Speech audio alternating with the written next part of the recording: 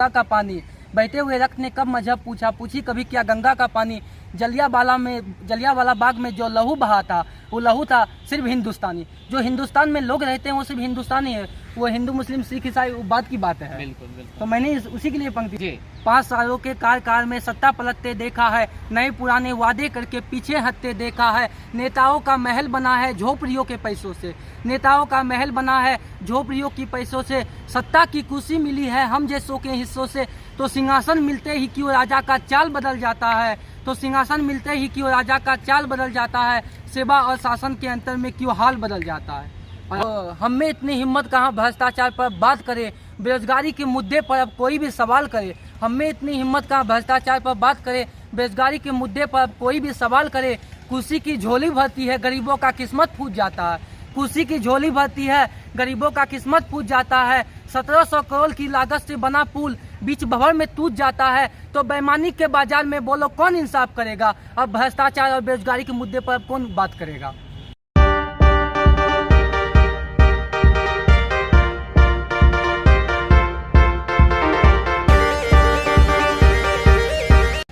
नमस्कार, आप देख रहे हैं उन्नत भारत न्यूज और मैं हूं आपके साथ अमित कुमार। इस वक्त हम मौजूद हैं भागलपुर के सैंडिस कंपाउंड में और मुझे जो है यहां पर गौतम केसरी जी मिल गए, जो कि आज के वर्तमान जो है परिप्रेक्ष्य में जो है ना यूट्यूबर है, ना फेसबुकर है, ना तो इंस्टाग्रामर है, ना व्हाट्सएप यूनिवर्सिटी के एक स्टूडेंट हैं, बल्कि ये जो है आज के समय में जो है एक लेखक हैं, एक राइटर हैं और जो वीर रस की कविताएं लिखते हैं। लेकिन जब ये मुझे मिले तो मुझे लगा कि एक बार इनसे जो है राजनीति रस जो आज के समय में वर्तमान समय में बिहार में चल रहा है, कभी जो है मनीष कश्यप जैसे पत्रकार को उठा करके जेल में डाल दिया जाता है, रासुका लगा दिया जाता है, तो कभी जो है जो राघोपुर का क्षेत्र है हमारे जो उप मुख्यमंत्री जी का, वो वहाँ पर जाते हैं तो वहाँ पर जो है जय श्री राम का नारा लग जाता है। कभी जो है ममता बनर्जी दीदी जो है उनको जो है जय श्री राम सुनने के बाद जो है गुस्सा आता था, लेकिन इस बार तेजस्वी यादव जी भी जो है जय श्री राम सुनने के बाद वापस जो है घूम करके चले गए।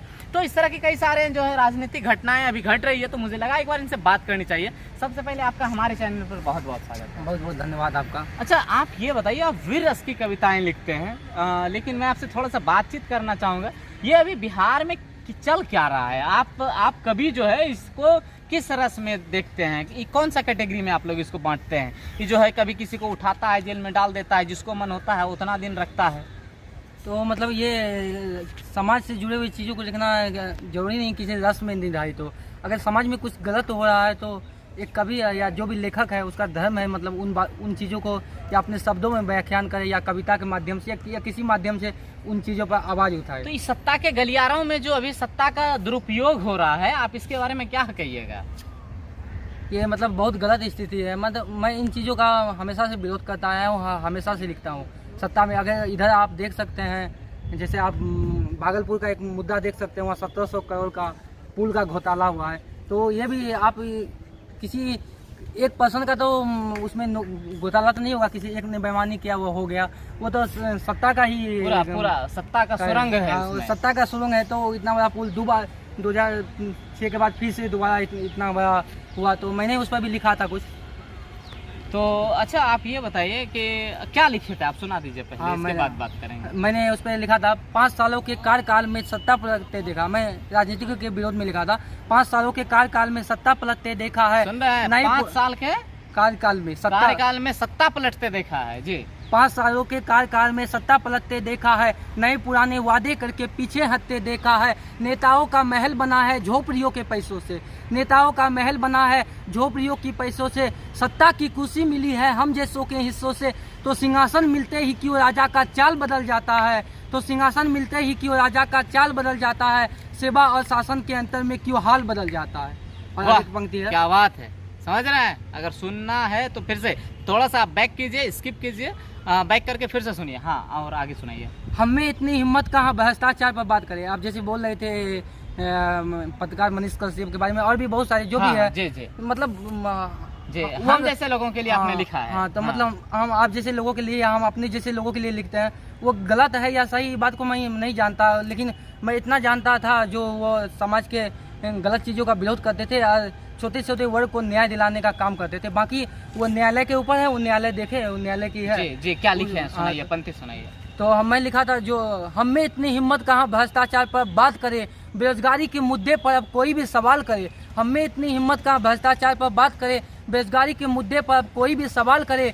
कुर्सी की झोली भरती है, गरीबों का किस्मत फूट जाता है। कुर्सी की झोली भरती है, गरीबों का किस्मत फूट जाता है। 1700 करोड़ की लागत से बना पुल बीच भंवर में टूट जाता है, तो बेईमानी के बाजार में बोलो कौन इंसाफ करेगा? अब भ्रष्टाचार और बेरोजगारी के मुद्दे पर कौन बात करेगा?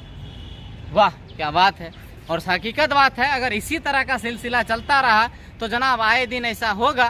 ठीक है, अभी आप एक बात सुने कि नहीं, जो है कि पहले तो जो है हमारे यहाँ के जो मंत्री जी हैं, स्वास्थ्य मंत्री, उन्होंने जो है कि इसका बोला कि बागेश्वर धाम वाले बाबा आएंगे तो उसको जो है घेरने का काम किया जाएगा।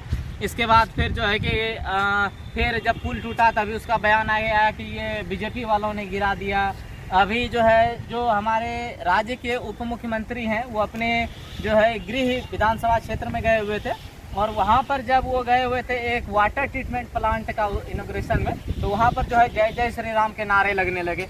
ये सब क्या चल रहा है, आप क्या कहिएगा इसके बारे में? अगर आप देखिए, मतलब आपने बोला बीजेपी वाला, मैं तो ऐसे राजनीति पर ज़्यादा बात नहीं करता हूँ, लेकिन मैं इतना करूँगा, अगर सरकार यहाँ पर मतलब यहाँ पर जो बिहार की जो सरकार है, अगर उनकी पार्टी की सरकार है तो इसमें पुल कैसे बीजेपी वाला गिरा सकता है? यहाँ पे इसमें आप खुद जानते हैं।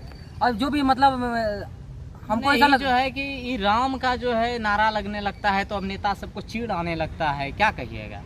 तो ये बहुत गलत बात है। राम किसी एक पर्सन के लिए थोड़ी है। राम दो शब्द जरा इन लोगों को भी सुना दीजिए राम के बारे में। राम क्या चीज है? राम हमारे मतलब सनातन धर्म के सब जानते हैं, राम भगवान थे।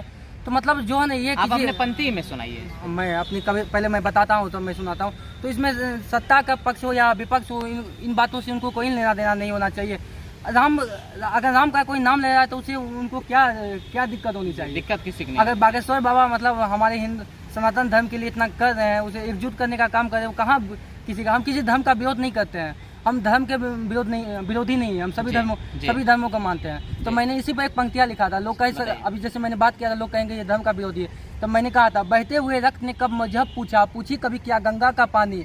बहते हुए रक्त ने कब मजहब पूछा, पूछी कभी क्या गंगा का पानी। जलियांवाला बाग में जो लहू बहा था, वो लहू था सिर्फ हिंदुस्तानी। जो हिंदुस्तान में लोग रहते हैं वो सिर्फ हिंदुस्तानी है, वो हिंदू मुस्लिम सिख ईसाई बात की बात है। बिल्कुल बिल्कुल। तो मैंने उसी के लिए पंक्ति लिखा था जी।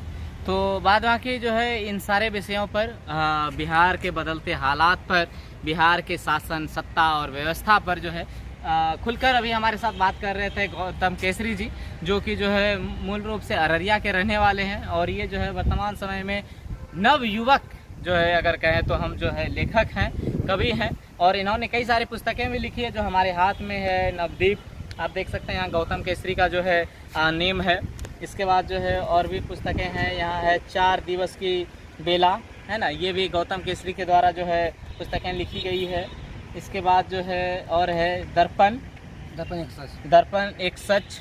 तो इस तरह की जो है इन्होंने कई सारे अब तक में पुस्तकें लिखी हैं, और मैं आपसे अनुरोध करता हूं कि अगर आप भी जो है इस तरह के विषयों में, वीर रस में, अगर भारतीय सेना में, मातृभूमि में जरा सा भी रुचि रखते हैं तो ज़रूर एक बार जो है इन सभी पुस्तकों को मार्केट से खरीदें, या फिर इनके जो है फेसबुक, इंस्टाग्राम, ट्विटर और वो सभी जगहों पर जा करके इन्हें फॉलो करें, इनसे मिलें, इनसे बातचीत करें, और इनके जो कंटेंट हैं उन्हें सुनें और इन्हें प्रोत्साहित करें। और बाद में आके फिलहाल आप देख रहे थे उन्नत भारत न्यूज़, कैमरामैन उमेश के साथ अमिक। जय हिंद।